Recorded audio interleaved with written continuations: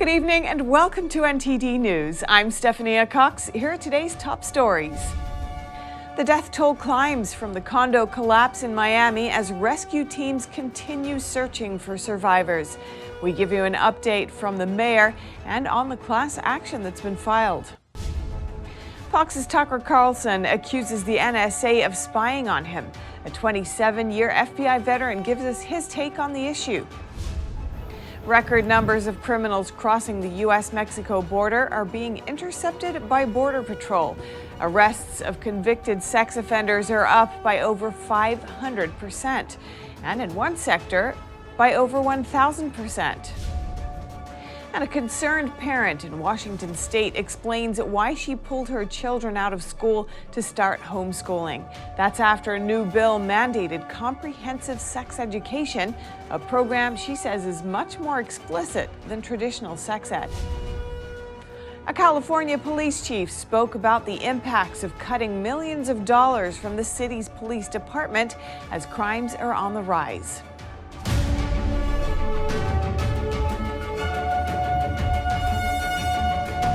President Biden arrived in La Crosse, Wisconsin today, where he toured a municipal transit station.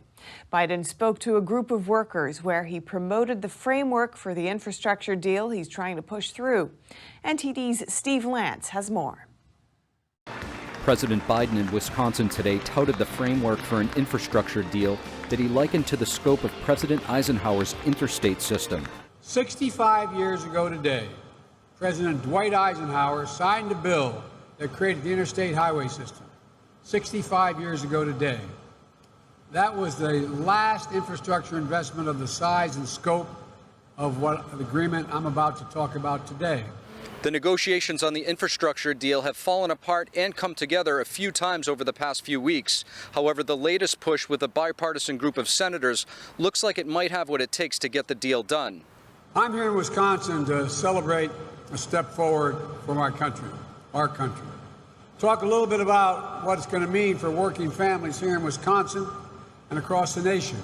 However, President Biden may have overplayed his hand last week when he said that he would not move forward with the nearly $2 trillion infrastructure deal without an even larger Democrat-only bill. He later walked back that idea, saying that it was not a package deal, but the comments have left many on the Republican side leery.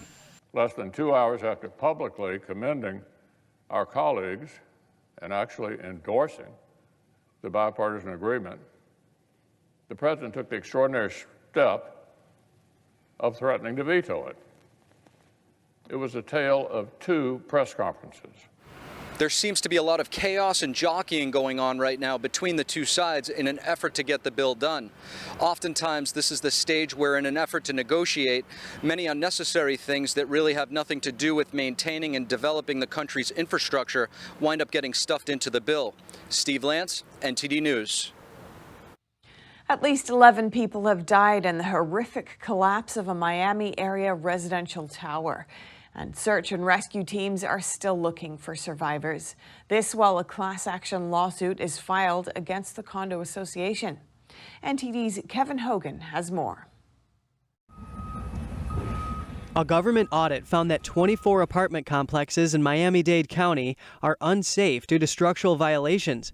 The emergency audit was authorized after the partial collapse of a condominium building in Surfside, Florida last week. The mayor said falling debris caused a dangerous work environment for the west pile of rubble. It had to be cordoned off as crews worked to locate the 150 people who are missing. They've made very good progress on the east end. It's apparent that they've got the pile down to the point where you can see into the parking lot. Champlain Towers South collapsed early Thursday morning, and a report in 2018 showed it had structural problems at the time. The county's housing director told the Miami Herald that building code issues have appeared due to a lack of funding from the federal government. Now a Florida lawyer is filing a class action lawsuit against the condo association. He alleges the collapse could have been prevented had the association implemented safety measures and had proper oversight. Because this hits home. This is our backyard, and this should not happen. This should not have happened. And anyone liable, anyone responsible, whether it's political, whether it's legislative, we will find them and hold them liable. The attorney says he wants to bring the investigation into the court system so that it stays organized. Kevin Hogan, NTD News. President Biden and the First Lady will visit the site of the deadly collapse on Thursday. And the U.S. Secretary of Energy traveled to New York City today to promote the Democrats' infrastructure bill and especially its clean energy projects. NTD's Arian Pazdar has the story.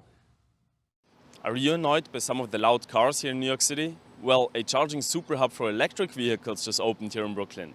The U.S. Secretary of Energy cut the ribbon and attended more events promoting clean energy projects related to the federal infrastructure bill.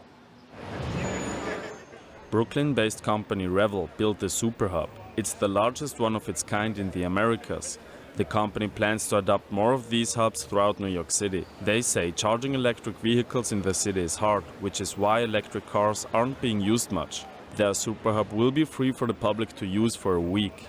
Secretary of Energy Jennifer Granholm says clean energy projects like this one will create jobs and boost the economy. These are massive numbers of jobs, millions and millions, good-paying jobs. It's the kind of jobs that we need to keep our economy going. She added that the U.S. lags behind other countries when it comes to investing in clean energy. China's investing lots in research and development. We as a country have fallen behind. So if we want to compete and win, not just China, but against any of our economic competitors, we've got to invest. Despite higher investment, research by the Rhodium Group finds China's greenhouse emissions over the past 3 decades more than tripled. It says in 2019, for the first time ever, China's annual emissions exceeded those of all developed countries combined. Arian Pazdar, NTD News, New York. House Republicans are launching an investigation into the origins of the CCP virus. They collaborated with expert scientists today at their first hearing, working to uncover the truth about the virus and hold the Chinese regime accountable for its cover-up and malpractices. NTD's Melina Weisskopf was at that hearing, and she joins us from Capitol Hill. In the absence of a full investigation into the origins of the CCP virus that could be led by congressional Democrats here on Capitol Hill, a group of Republican lawmakers created a select committee to continue investigations into the origin of the virus and how the CCP has continued to deceive the world about the virus. They're looking into questions like, why did the CCP cover up the early cases back in October and November of 2019? Why did they cover up the human-to-human transmission? How long has the CCP had such a strong influence, strong enough to censor crucial organizations like the World Health Organization and even American government officials? The idea that our own government, i.e. Dr. Fauci, wasn't being square with us from the get-go, I think is wrong as well. And so we have to deal with all those things. And step one is to make sure the American people get the truth and know exactly what was going on and what people in our government knew right at the start. And people who were in the know, I think, right from the beginning, like Dr. Fauci, they didn't want to come testify. Representative Mark Green tells us that the CCP has even gone so far as to threaten U.S. lawmakers, threatening to sanction those who speak out against the Chinese regime. Well, the threat is that they're more concerned about their own reputation. So they're covering up the fact that there was human-to-human transmission. It's almost, the more you push, the more recalcitrant they get. But we have an obligation to push on this one. And Representative Green says that it's important for people around the world and even Chinese citizens living under the regime to be clear-eyed about the threat that the CCP poses. And Representative Nunes used the opportunity to call out the media for acting as a, quote, mouthpiece for propaganda. A year ago, the media labeled President Trump and Republicans as racist, xenophobes for suggesting the virus was not zoonotic, but was the result of a lab leak. There was a lot of back and forth discussion about if the virus did come from the Wuhan lab, if it was intentionally leaked by the government. One scientist said he does think that it was an accident, but even if it was an accident, he says it's no doubt that the CCP used it as a way to accelerate their agenda to become a global superpower. They say that next month they're going to release a new updated research paper from all the new information they've collected about the origins of the virus. But for now, they're going to continue their investigations on this topic because they say it's important to get the truth out there and hold the CCP accountable. Reporting in Washington, D.C., Melina Weisskopf, NTD News. Arrests of convicted sex offenders crossing the border have risen by over 500% since last fiscal year. And in one border sector, they've increased by over 1,000%. NTD's Grace Coulter has the details. Border Patrol agents have arrested 353 illegal immigrants with sex-related criminal convictions so far this fiscal year. Many of them had convictions for sex crimes involving a minor. That's a staggering 542% increase from this time last year, when agents apprehended 55 criminal sex offenders. And in 2019, 58 were arrested. Acting Border Patrol Chief Raul Ortiz said last week, "There isn't a day that goes by that I don't read a paper or a report from my agents that talks about criminal aliens, sexual offenders that they've apprehended out there." According to Customs and Border Protection, many of these criminals have already been deported, sometimes multiple times.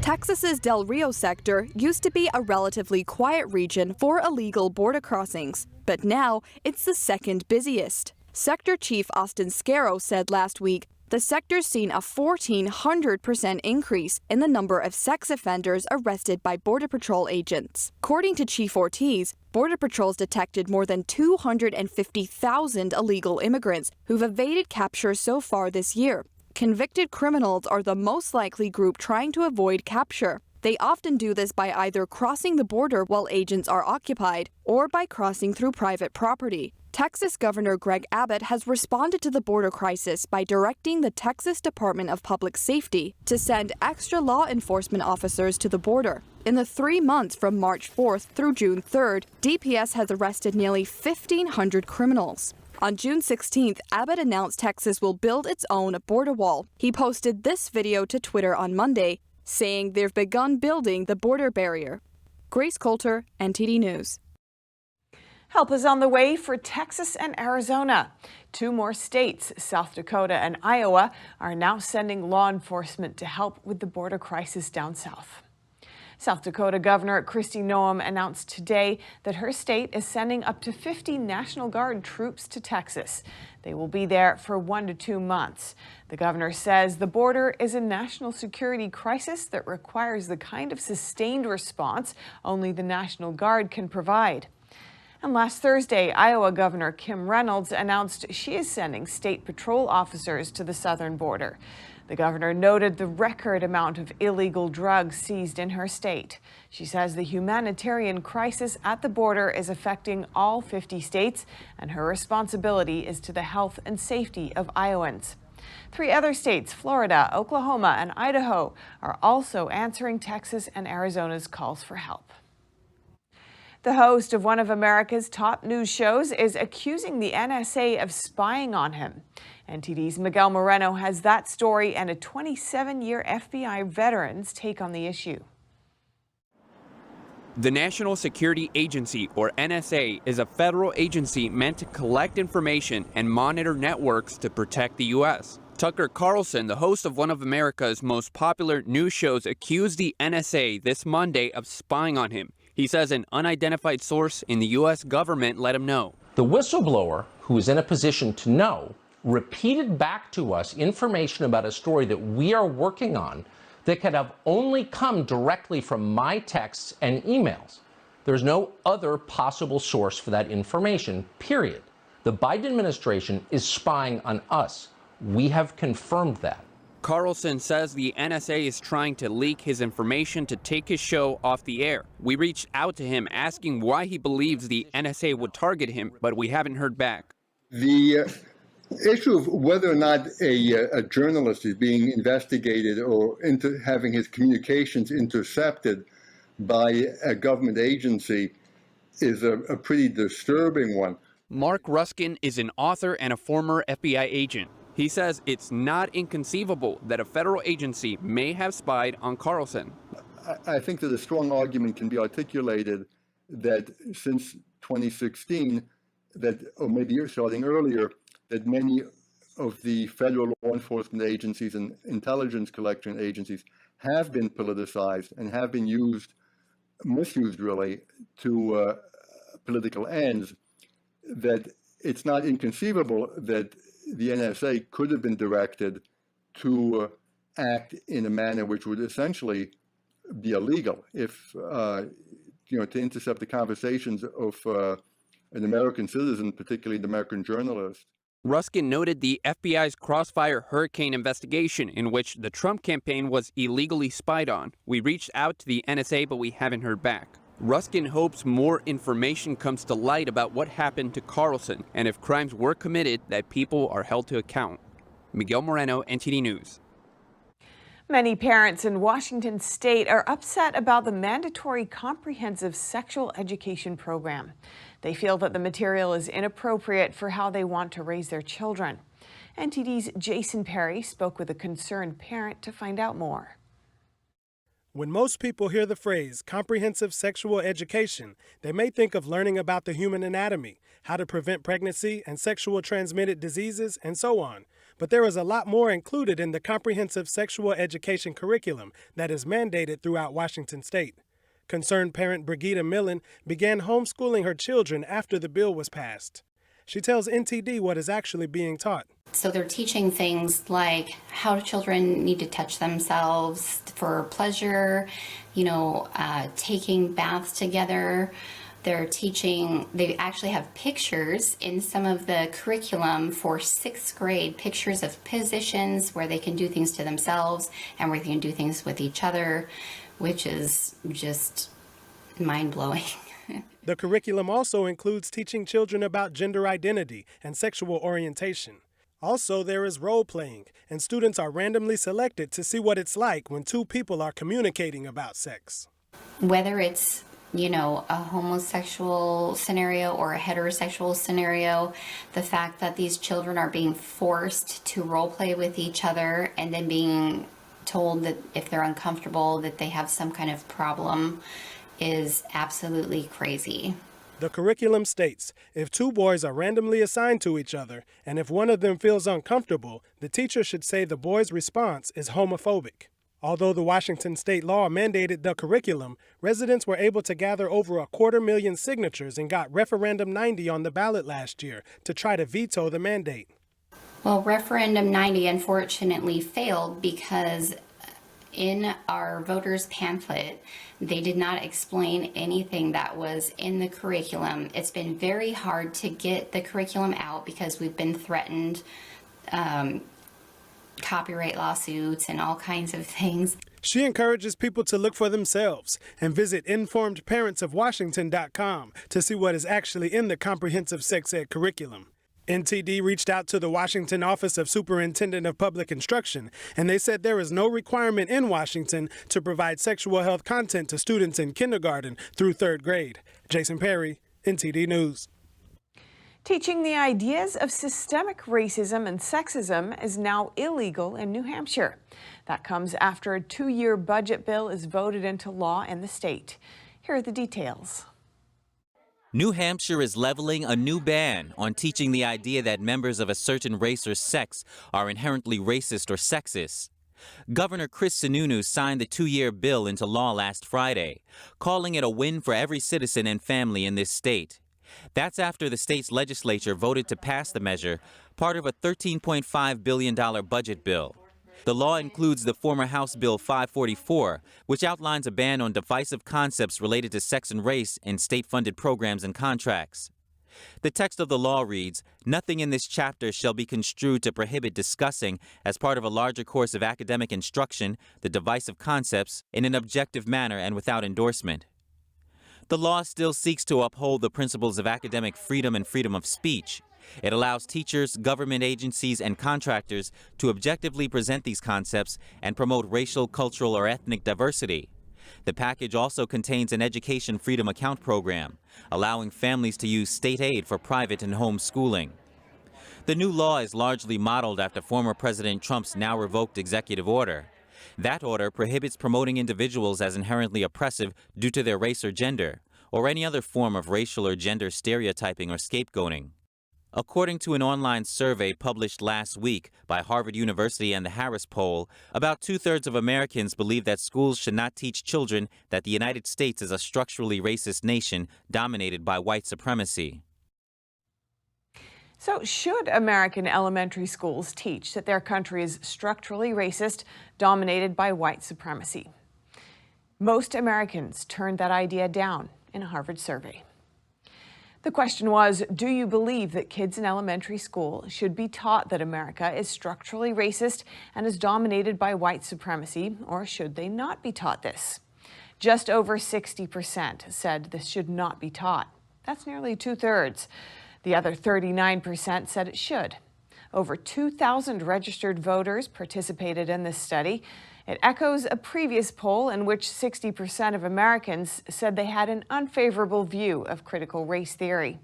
That was a YouGov Economist poll done earlier this month. And solar panels, an alternative power source designed to be more environmentally friendly. But a recent Harvard Business report shows the technology may not be as clean as hoped. NTD's Christina Kim has that story. More and more Americans are switching their power source to solar panels. Data suggests the number of solar panels is expected to quadruple in the next decade, especially with incentives like the Solar Investment Tax Credit and other subsidies. On top of that, panels are more efficient than before. This gives people plenty of economic incentives to trade their existing panels for a newer, cheaper, more efficient version much more frequently. Experts in a Harvard Business Review report say by 2035, discarded panels would outweigh new units sold by more than 2.5 times. And based on their statistical model, these panels can produce 50 times more waste than expected in just 4 years. But with all this waste, where do the old solar panels go? Recycling isn't really an option. The panels are mostly made of glass, which is of low value. Consequently, it costs 10 to 30 times more money to recycle than to just send it to a landfill. So most times they end up in a landfill or are shipped off to developing countries. These panels are left exposed, and the toxic metals in the material can leak out into the environment, harming people in places like Africa who scavenge these materials by hand. These hidden factors and many more all add to the cost of having solar panels. Experts estimate within 14 years, the cost associated with solar panels will be 4 times more than what they thought. This is a pretty bombshell announcement because we had thought that the Chinese were making solar panels cheaply through efficiency, through innovation. Instead, they made solar panels cheaper by using, as we now know, forced labor in the Xinjiang province, particularly of Uyghur Muslims. Environmental expert Michael Schellenberger tells NTD's The Nation Speaks that they also use the dirtiest coal to produce solar panels. But other forms of renewable energy face the same problem. If technology doesn't catch up quick, wind turbines could produce more than 720,000 tons of blades over the next 20 years. And 95% of electric vehicle batteries aren't recycled. Unless the U.S. government and industry leaders make changes, these experts warn the industry may sink under the weight of its own trash. Christina Kim, NTD News. Up next, a charity organization in New York has hit a milestone. The group just delivered its 4 millionth meal to the elderly. NTD speaks to some of the people involved. Tennis star Serena Williams won't be winning her 8th Wimbledon title this year. That's after she sustained an injury during her first round match. Find out more on NTD News.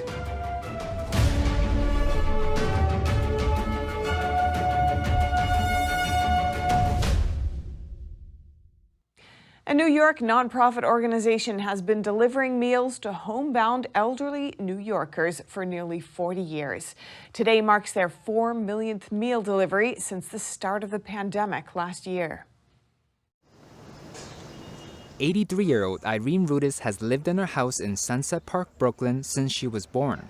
Her husband and sister, whom she cared for, have both passed away years ago. Now she is living alone. As you get older, you have different problems, medical problems, and there are days you don't feel like cooking or eating. But each morning, a friendly face always appears at her door. And you know you're going to get a good meal. Andrew has helped deliver city meals for over 20 years. And for him, delivering meals is much more than just that. You know, she'll tell you, oh, I'm having a bad day today. I have to see my daughter. And when you see them, like, hey, come and visit mom a little bit more. And they were like, what your name is? I said, my name is Andrew. I feed her every day. And then you'll see them next week pop up again. Since 1981, City Meals on Wheels has been delivering one meal a day to elderly New Yorkers who cannot shop or cook for themselves. We often call people like Irene, our meal recipients, the hidden hungry, right? They're not the hungry people you see at the grocery or on a pantry line. They can't get out. So we make sure a meal comes to their door every day. Shapiro tells NTD that they now deliver to 20,000 elder New Yorkers, a 10% increase from before the pandemic. Today we're here in recognition of our 4 millionth meal delivered since last March when the pandemic began. And as the city reopens, Shapiro reminds us that the hidden hungry should not be forgotten. Older New Yorkers are the fastest growing population in the city. And as we all begin to, have our masks down and are able to have some sense of normalcy, we cannot forget the hidden hungry that need a meal still brought to them every day. It's our lifeline. It's really our lifeline. New Yorkers 60 and up in need of meals delivered are eligible to get help from City Meals. Back in business, cruise ships in the U.S. are sailing again after sitting idle during the pandemic. But cruises won't be the same as they were before the pandemic, at least for now. NTD's Phil Zoe has more. Cruise lines in the U.S. are starting to set sail again this summer, but some things won't be the same. Ships are no longer going to be packed like they were pre-COVID because of the social distancing measure. Even the buffet line will be different. When you're going through the buffet line on your favorite cruise, you're no longer going to be able to serve yourself. But cruise planner LaTanya White says that's why there are deals to be had right now. Cruise deals are a mass, right? Because everybody can't wait to get back on the water. They've got deposits for $100 a cabin. I cannot make this up, Phil. One of the passengers couldn't contain herself. I did cartwheels just a minute ago. You missed me. That's how excited I am. One Medicare advisor says they're getting a lot more calls from seniors who are looking forward to cruising again. People are really excited to get back out into the world and experience the world that they've been missing out on. White says there will be healthcare screenings from the moment you pre-board to when you disembark. I hope they have it figured out, and I hope that they keep us all safe. Many U.S. cruise lines will require proof of vaccination or offer perks to the vaccinated. The evidence is people want to get out of their homes. People want to go places and want to do things. And so I think the future is very bright. Cruise ships will be able to identify the vaccinated from the unvaccinated by marking it on passenger wristbands or C-cards. Phil Zoe, NTD News.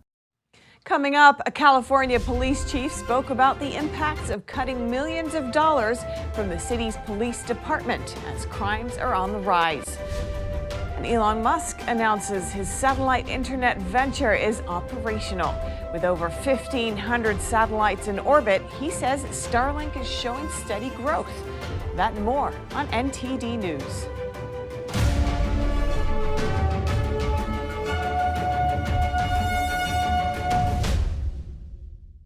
Hello, I'm Mike Lindell, inventor of MyPillow. Thanks to your support, you've helped make MyPillow become one of the fastest growing companies in America. Over the last 12 years, you've helped MyPillow create thousands of jobs right here in the USA. When I got MyPillow, I'm asleep almost immediately. I stay asleep at night and I wake up more well-rested in the morning. That's why I invented MyPillow. My patented fill adjusts to your exact individual needs and helps keep your neck supported and aligned. I'm interrupting this commercial right now. Retailers have canceled MyPillow, and to thank you for your support, I'm going to pass the savings directly on to you. For example, you get my 6-piece towel sets, regular $109.99, now only $44.98, or MyPillow dog beds for as low as $19.99 with your promo code. For the best night's sleep in the whole wide world, visit mypillow.com. With Shepherd Lock, you can unlock your door by touching the deadbolt. Shepherd also boosts your home's security by proactively freezing in place if anyone ever tries to tamper with your lock or break down your door. We also make it easy to manage keys without hiding them under the mat. Easily create temporary keys for house guests, neighbors, or anyone else. Installation takes less than 5 minutes. Visit shepherdlock.com to buy your Shepherd lock today. And for a limited time, enjoy 10% off. 90% of news outlets in the United States are controlled by 6 corporations. They're not out to tell you the truth of what's happening. They're out to tell you the picture of the world that they represent. The mission of the Epoch Times is to chase the truth, to ground all statements in facts, and prevent people from being misled. This is a battle between truth and deceit. Subscribe today and join the Americans who are seeking truth and tradition. We'd love to have you on board.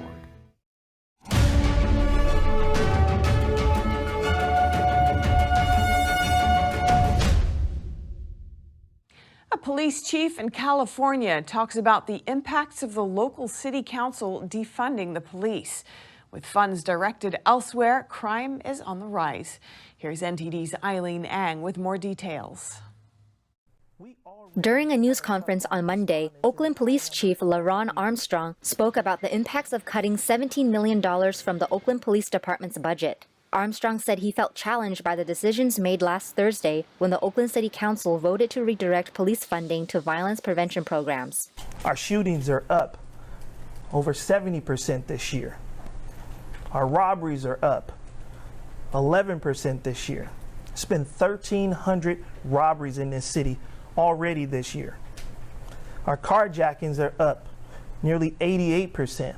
So we see clearly that crime is out of control in the city of Oakland, and our response was for less police resources. Armstrong said less resources would mean slower response times and less officers for the 911 unit and traffic enforcement. We already have a tough time responding to the high number of calls that we get. This will make it tougher, having less officers in the field, particularly for marginalized communities like Deep East Oakland, where we see 2/3 of our calls coming from. They will be impacted the most. The City Council plans to invest in social workers to take on some of the police responsibilities. But Oakland Mayor Libby Schaaf opposed the idea since it may mean losing police officers. I believe strongly that Mayor Schaaf put forward a budget that was designed to preserve public safety for the entire city, both law enforcement and violence prevention. These are not two separate things. We work together. We've always worked together. He said starting July 1st, there won't be extra officers for public safety.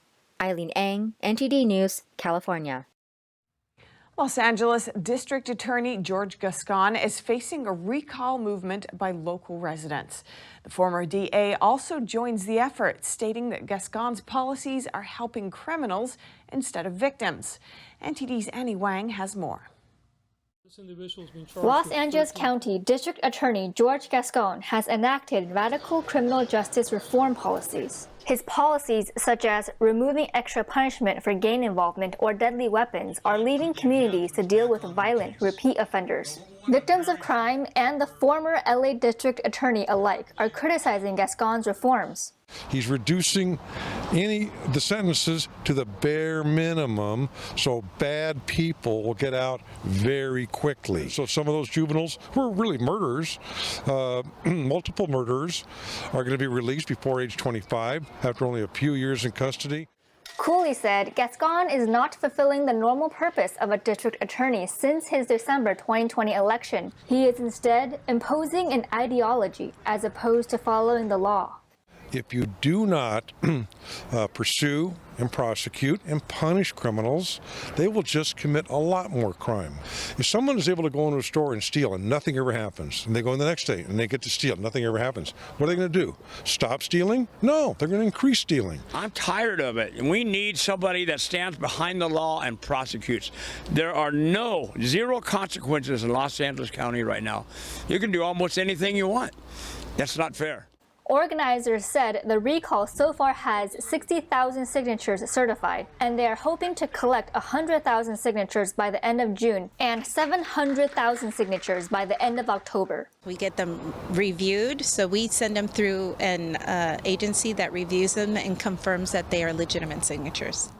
According to Ballotpedia, the recall supporters must gather at least 579,062 signatures from registered voters in LA County in order to get the recall election onto the ballot. If we gather enough signatures on the petitions, there'll be a recall vote, probably in early 2022. As of June 23rd, among the 88 cities in Los Angeles County, 19 cities have casted a no-confidence vote in George Gascon. Annie Wong, NTD News, Los Angeles. California's governor is suing his own Secretary of State ahead of the special election. Lawmakers are also changing election rules. Hopeful gubernatorial candidates are weighing in on the upcoming election. NTD's Cynthia Kai with more. California Governor Gavin Newsom sued his Secretary of State, Shirley Weber, on Monday afternoon. Newsom says he wants his party preference, Democratic Party, printed on the upcoming election ballot, an omission he claims Weber is refusing to correct. On the same day, state lawmakers passed Assembly Bill 152, which will change recall rules and allow for an earlier election date. Some gubernatorial candidates say these are just some of the many political problems California faces. You know, I think one of the biggest problems is there's a lot of fraud in Sacramento. There's a lot of paperwork and bureaucracy just to get things done. The agencies, there's actually some good people in the agencies, but there's a lack of leadership. Fennell comments on how new state regulations and high business taxes impact Californians. I think it does, and I think what happens is if you look at the state Senate and the Assembly, instead of addressing those, they just pile on more. And then they wonder why people are leaving the state. So I think one thing you do is you look at all of these things, like the high taxes. A candidate for the governor's seat says the government must solve 3 key issues for Californians: access to good education, public safety, and affordable housing. It's not the government's job to provide those, it's the government's job to protect, right? It's the government's job to protect our children instead of indoctrinating them. It's the government's job to allow enough building to happen. Right now they're stopping all of the good things that otherwise would happen. Currently, California is facing another problem. The state's population growth has plateaued in recent years, according to data from the 2020 census. The crisis of California is that our businesses and families are leaving the state because they don't have faith in the future of the state. Earlier this year, California officially lost a House seat in Congress due to a decline in population. Meanwhile, Texas gained 2 seats and Florida gained 1. As Newsom's lawsuit awaits review and more candidates join the gubernatorial race, the official election date is still in the works. Cynthia Kai, NTD News, California. A fire tornado, or Firenado, rages in Northern California. It exploded overnight and is now burning thousands of acres. Here's NTD's Eileen Ang with more. A firenado whipped up on Monday night after strong winds met the dry conditions, feeding the lava fire near Mount Shasta. According to the U.S. Forest Service, the fire was at around 1,400 acres on Monday morning, but remained active overnight. It exponentially grew to over 13,000 acres. Coming around the top of the fire, over here on the east side, they're picking a location from where it's touched Highway 97 here and starting to find good fire line locations to continue to bring fire line down to the south, back into the wilderness. The wildfire started after lightning struck about 3.5 miles northeast of the city of Weed last Friday. The steep and rocky terrain and limited access to water pose challenges for firefighters. It is 20% contained. The Siskiyou County Sheriff's Office ordered evacuations in the area and closed off 30 miles of Highway 97. Eileen Ang, NTD News, California. Billionaire entrepreneur Elon Musk announced that his SpaceX satellite internet venture Starlink is operational and showing steady growth. NTD's Jason Blair has the details. On Tuesday, SpaceX CEO Elon Musk provided updates on the company's communications venture Starlink in a video interview with the Mobile World Congress. Musk said that the satellite internet company has been making steady progress and growing quickly. So we've launched and now have active over 1,500 satellites, global connectivity for everywhere except the poles. Starlink aims to have near global coverage of the populated world this year. But Musk says the satellites are mainly aimed to offer high-speed connectivity for people in more sparsely populated regions. Skeptics question whether Starlink can develop a viable business model, saying there are too few people living in these areas to support the vast upfront investment costs. However, Musk pushed back, saying he thinks they will nicely complement the already existing fifth-generation mobile and fiber optic networks. Do you think of Starlink as filling in the gaps between 5G and fiber, and really getting to the parts of the world that are the hardest to reach, the most difficult to reach? Musk forecasts the total investment cost in the satellite internet business at between $20 billion and $30 billion. It now has more than 1,500 satellites launched and is operating in about a dozen countries, adding more every month. Musk is forecasting that total customer numbers will reach 500,000 over the next 12 months. Jason Blair, NTD News, San Francisco. Western Canada is baking in a historic heat wave. Temperatures there smashed the all-time national record. The heat is also putting pressure on electricity and water companies as residents find ways to stay cool. NTD's Don Ma brings us more from Vancouver. I'm here in Vancouver, British Columbia, Canada, in the middle of a historic heat wave. Temperatures on Monday reached a record-breaking 118 degrees Fahrenheit in parts of the province. That's the highest ever recorded temperature in all of Canada. It's even higher than Las Vegas's all-time record at 117 degrees Fahrenheit.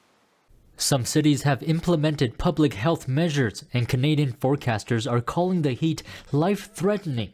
Many schools and colleges were closed on Monday due to the heat. We asked some local residents what they're doing to beat the heat and how they're feeling. It's hot, man. I fill my tub full of cold water and I sit beside it. I'm an old man. It's the only thing I can do. I go to take a shower like once for half an hour. I've been trying to avoid anywhere that requires wearing masks because I think it's just not right because it's so warm and wearing a mask is so just terrible, not safe. Environment Canada has issued a heat warning for most of the province, and open campfires are currently banned. British Columbia's hydro and electricity companies also recorded a new record in residents' usage as they try to keep cool. The province is experiencing what experts are calling a heat dome. It's essentially a strong ridge of high pressure that's trapping warm air underneath it. But the good news for British Columbia is the heat wave is expected to yield as of Tuesday as it moves east of the province. Don Ma, NTD News. Coming up, Beijing is preparing for the 100th anniversary of the Communist Party. Authorities are tightening security measures, including blocking streets to Tiananmen Square. The Chinese parent company of TikTok can have access to the app's American user data. Some insiders revealed to CNBC. This amid concern that the data could be used by the Chinese regime for intelligence or surveillance purposes. That and more on NTD News.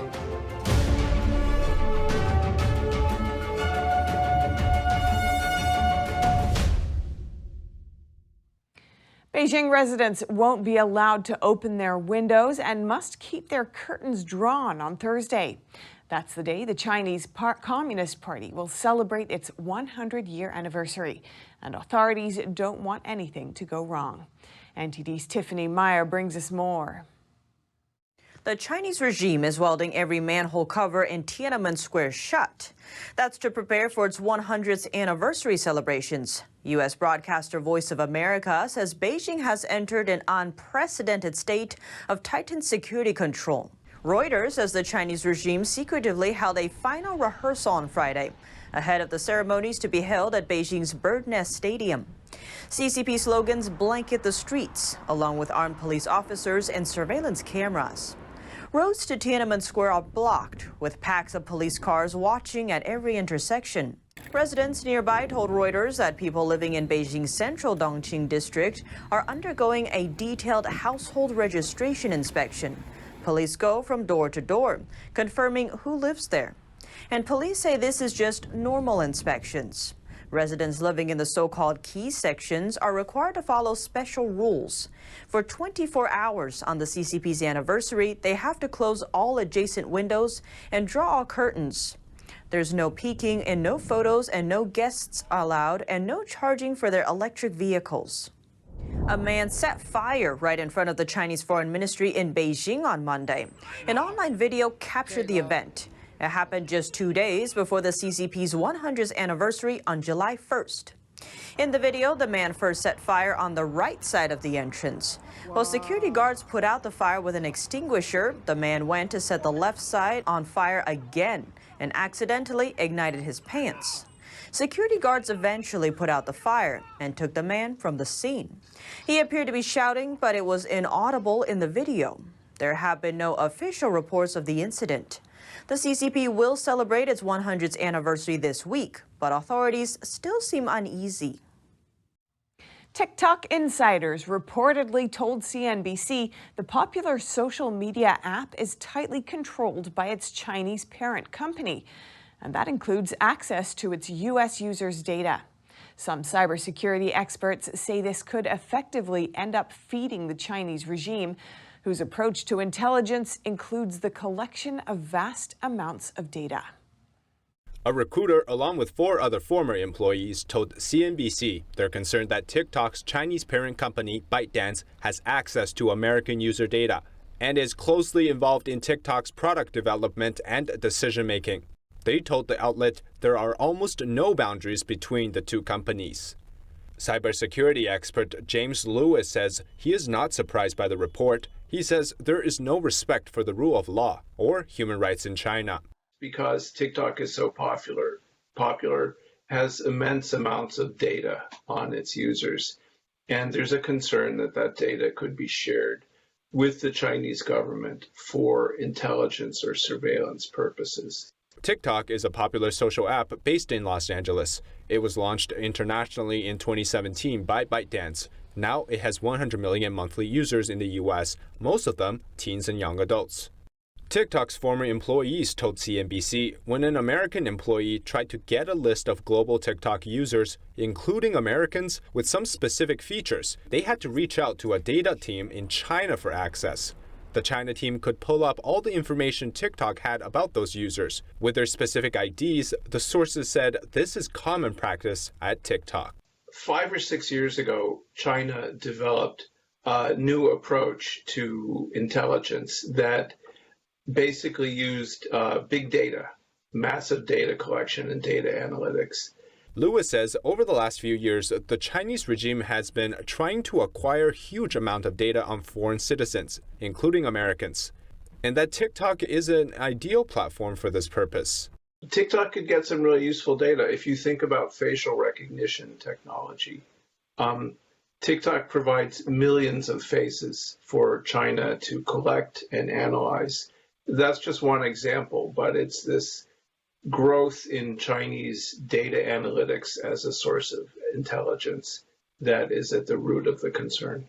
Another concern Lewis raises is that the Chinese regime can use TikTok as a platform for its own propaganda, such as the Chinese campaign claiming the coronavirus came from an American military laboratory. The Trump administration tried to ban TikTok in the U.S., but a federal court stopped his executive order. Earlier this month, President Biden revoked Trump's executive orders, instead asking the Department of Commerce to set criteria for the government to evaluate the risk of apps connected to foreign adversaries. Lewis says that could create a legal framework so the courts can't refuse a TikTok ban. Coming up, police are investigating a video showing England's chief medical officer being harassed by 2 men. And an exhibition in France is shedding some light on Leonardo da Vinci. Among all the art pieces displayed, one had a special meaning for the artist. Discover more here on NTD News.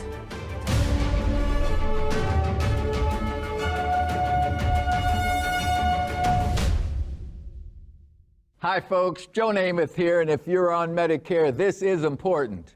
You're now entitled to eliminate copays and get dental care, dentures, eyeglasses, prescription coverage, in-home aids, unlimited transportation, and home-delivered meals, all at no additional cost. Plus, your zip code may have coverage with a give-back benefit that adds money back to your Social Security check every month. I call to get dental, transportation, meals, and the give-back benefit. With this virus situation, I called to get everything I'm entitled to. I couldn't believe I was missing out on so many benefits. With the uncertainty of the virus, you need to get everything you're entitled to. Millions of people have trusted the Medicare coverage helpline. You can too. Call now. It's free. Call 1-800-764-1930. That's 1-800-764-1930 now.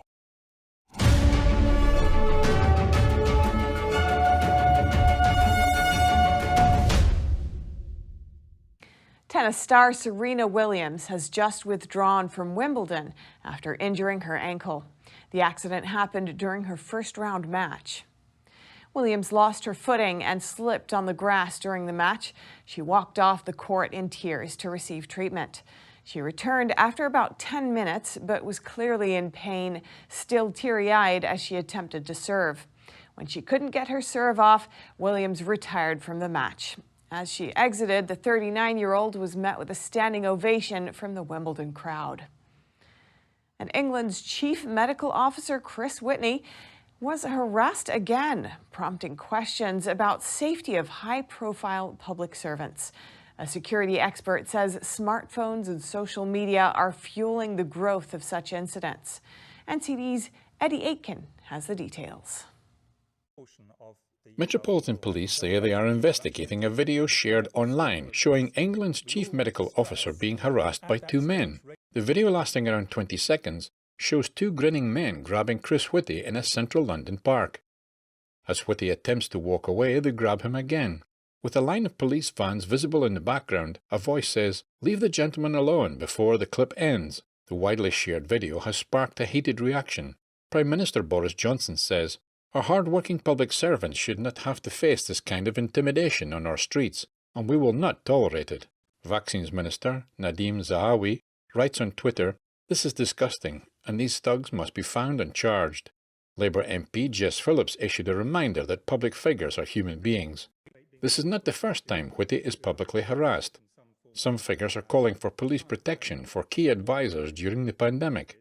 Security specialist Will Geddes tells NTD he's astonished that Whitty does not have a personal protection officer. And this in itself raises some serious concerns about the absence of any kind of personal protection officer, which I would have thought in these somewhat inflammatory times should evidently be present.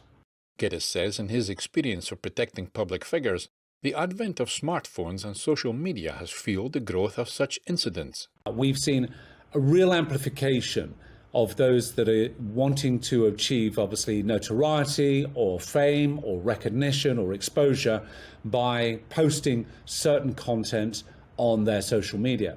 Now, inevitably, you see those that are upping the ante every single time to get even more controversial postings or video footage. The Met Police say they are aware of the video.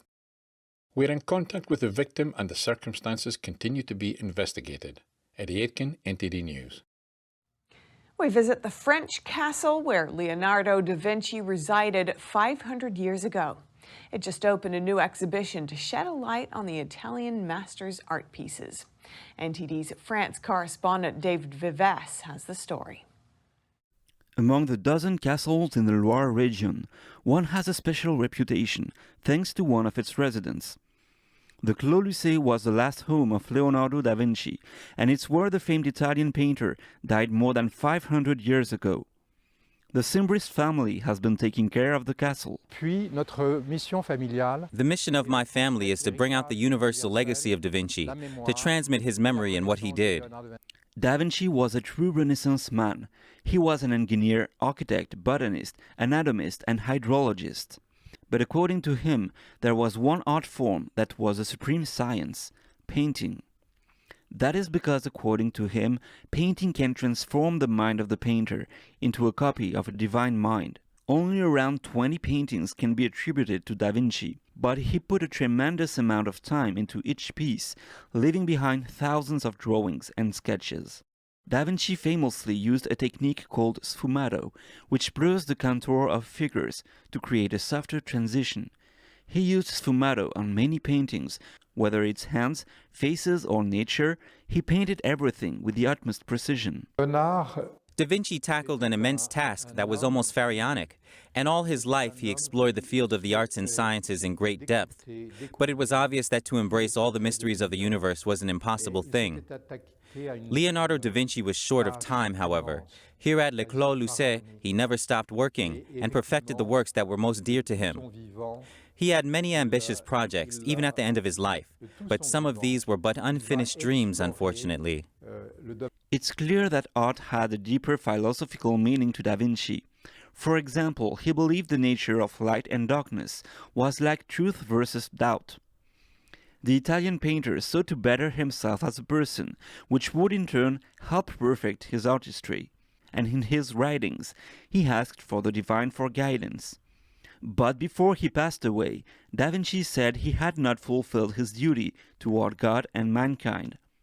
One painting might shed a light on what was on his mind during his last days. It is called The Virgin and Cynthane with the Child. This painting undoubtedly represents the spiritual testament of Leonardo da Vinci. First, it represents the transmission of generations. It represents a trilogy. You see the compassion of the Virgin, the innocence of the child playing with the lamb, the blue mountains behind. Looks like a wonderful future is set for mankind. Da Vinci's legacy lives on. His techniques and pieces inspire many artists, even today. David Vives, NTD News, Paris. And that's all for today's news. Thanks for tuning in. I'm Stephanie Cox.